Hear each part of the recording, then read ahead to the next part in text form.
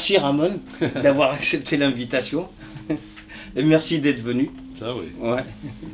Cette neige, tout ça, c'est... Bah ouais, avoir bravé le froid et la neige Ouais. est arrivé jusqu'ici.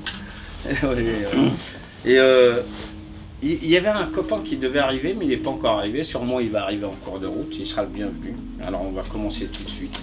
Donc voilà, et ça va être en deux parties. C'est Tex-Mex, Nicolas Calambert. Ah, Nicolas, bien Ouais, sûr. ouais. Il y a un Italien aussi qui doit venir. Mmh. D'accord. Il y a déjà une italienne. Oui, mais... Alors voilà, en fait, avec toi Ramon, moi j'avais pensé la rencontre en deux parties. Alors il va y avoir une partie où ça va être la présentation, ça va être la rencontre avec toi, et une seconde partie où ça va être la présentation de ton livre, l'Odyssée du Winnipeg, ouais, paru aux éditions Buchet-Chaster. Ouais. Donc voilà. Et bon, on commence par la rencontre avec toi, Ramon. Tu es né en 1935 à Villalba, en Galice. Ouais. Tu es journaliste et écrivain galicien. Oui, je suis né en Galice, donc je suis galicien, mais écrivain galicien, je ne le suis pas tout à fait. Je suis espagnol, c'est-à-dire que j'écris en espagnol. Hein?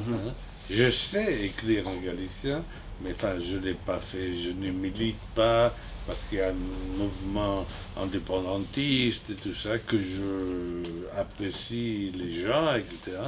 Mais je ne suis pas séparatiste. Et j'écris en castillan parce que chez moi, tout le monde, enfin ma mère, etc., me parlait toujours en castillan parce que c'était bien vu. Hein? J'ai beaucoup regretté, j'aurais préféré qu'elle me parle en galicien, parce que... Mais j'ai appris les galiciens comme ça dans la rue avec les amis, etc. Et vous parliez en castillan parce que il y avait une politique menée dans le pays pour ne pas parler galicien. Oui, mais ça c'était plus tard. Quand je suis né jusqu'à 10 ans, l'âge de 10 ans, et dans le patelin, tout le monde parlait ce qu'il voulait, mais les gens distingués parlaient castillan. Et ma famille, qui n'était pas très distinguée, mais quand même, il parlait castillan parce que ça fait chic. Ça fait chic. Ensuite, oui, quand je suis allé à Madrid avec une bourse, j'avais 10 ans, là j'ai senti, d'abord c'était interdit de parler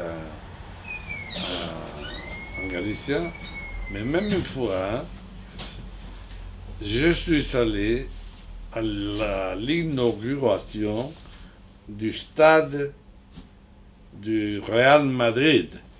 Et il y avait un match de foot entre l'Espagne et le Portugal. Alors j'étais absolument du côté du Portugal. Et les autres garçons, tous castillans.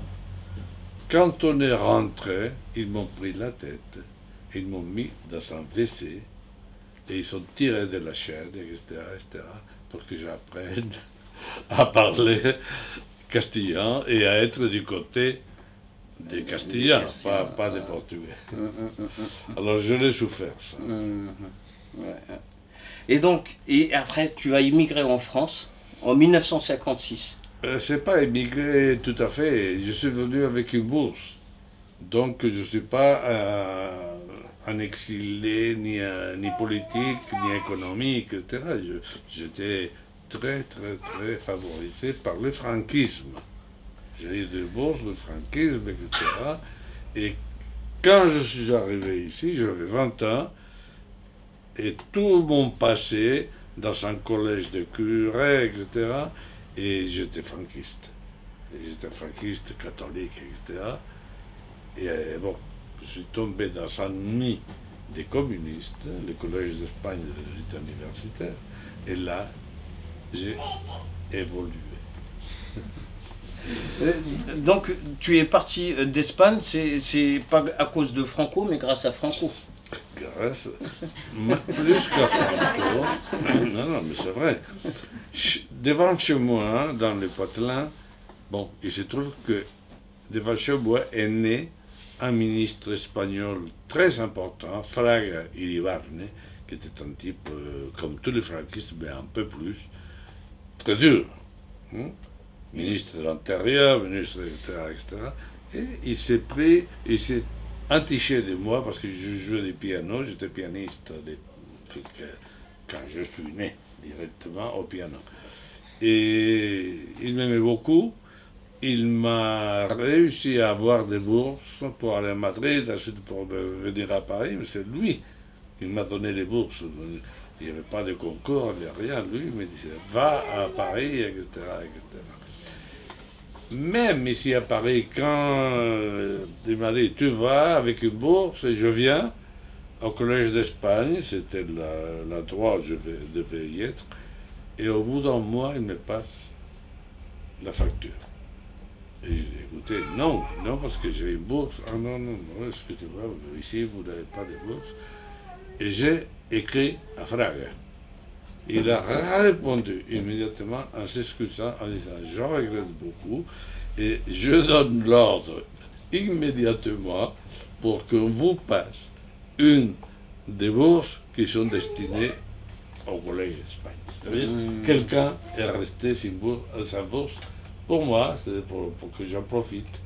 J'avais voulu le savoir qui ça a été. Mais c'était comme ça. Tout ça, je ne pouvais pas le raconter parce que... Bon. Ensuite,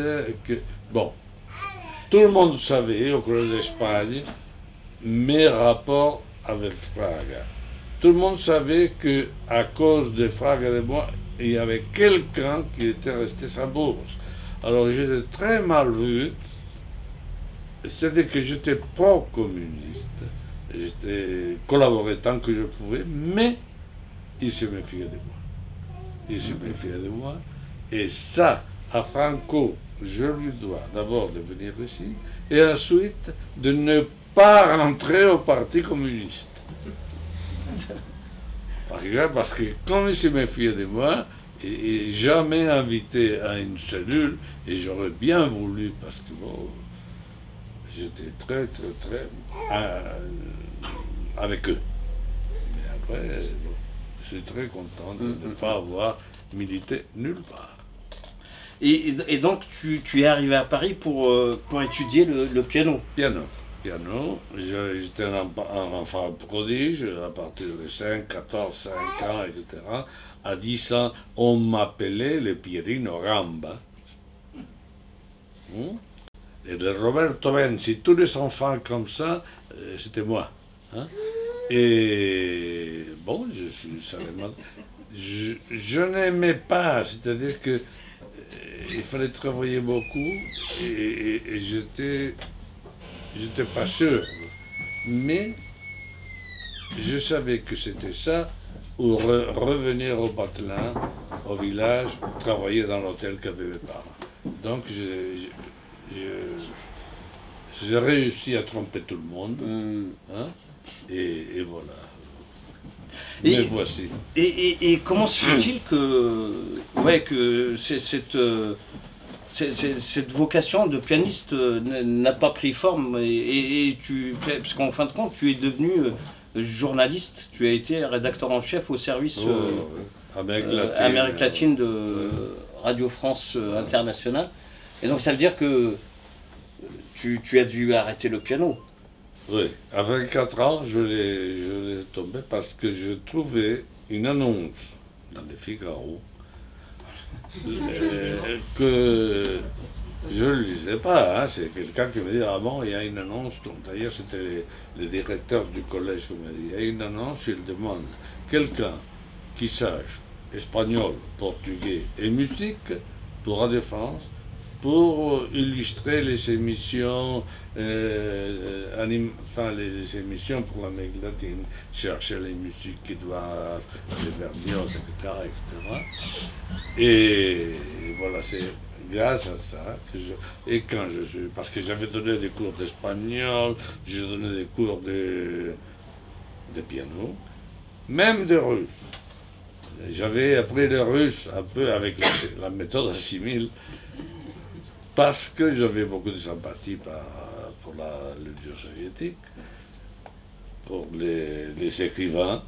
Je voulais lire du Tchekhov directement dans le texte. Dans le texte. Et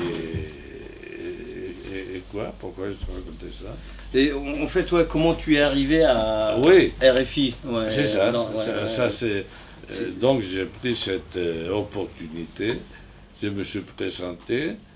Évidemment, je ne parle pas portugais, mais je parle galicien, qui est, oui, à peu près comme le catalan et le français, etc. Et bon, castillan, oui, je le parlais. Galicien et galicien, et musique, je savais beaucoup. Ils m'ont pris pour ces émissions, et assez vite, ils m'ont donné un contrat. Et après, moi, ma vie relève de la picaresque. J'ai une chance folle, et je n'ai pas eu de scrupules pour assumer la chance que chaque fois qu'il s'est présenté à moi. Et j'étais à la radio. Et j'étais de gauche.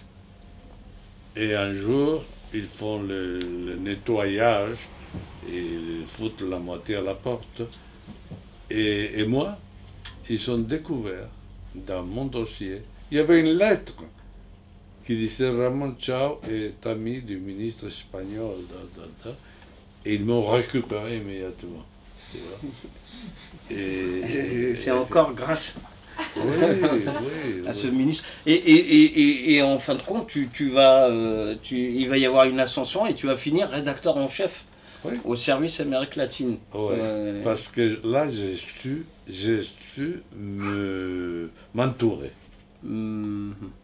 J'ai pris 2 adjoints formidables. Et bon, là, ils ont fait tout le boulot de la radio et je pouvais me consacrer à écrire. Et écrire dans la presse espagnole. Hein? J'ai écrit dans une revue qui était grosso modo le Nouvel Observateur en Espagne, mais plus à gauche, et à un moment beaucoup plus difficile en Espagne. Sous le franquisme, être de gauche et écrire dans une revue comme ça, mais bon.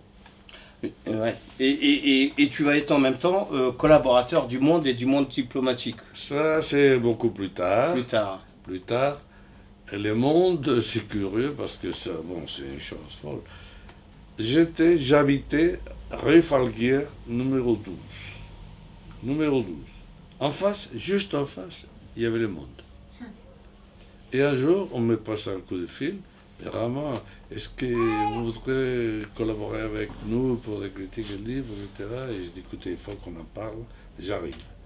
Bon, quand on prend rendez-vous? Non, j'arrive. Et j'arrive 2 minutes plus tard. On dirait que j'étais là depuis longtemps en attendant comme téléphone. Au bout de 10 ans, je l'ai quitté.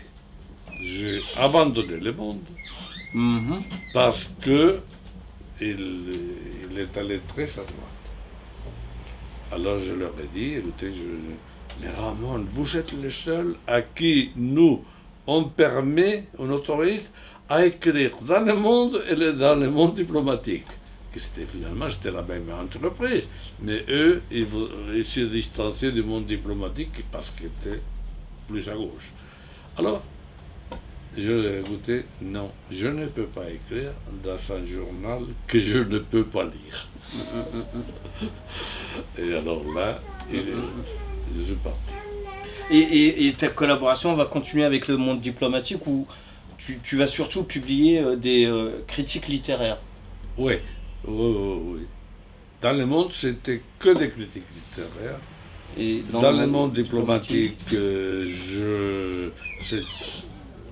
c'était des critiques littéraires, mais enfin, et c'est toujours parce que j'en fais une par mois. Mais il y a d'autres sujets qui m'intéressent. Maintenant, le directeur Ignacio Ramonet m'a demandé une chronique mensuelle avec le portrait des écrivains que j'ai connus. Alors là, écrivain ou créateur. Le premier que j'ai fait, qui paraît ce mois-ci, c'est Picasso.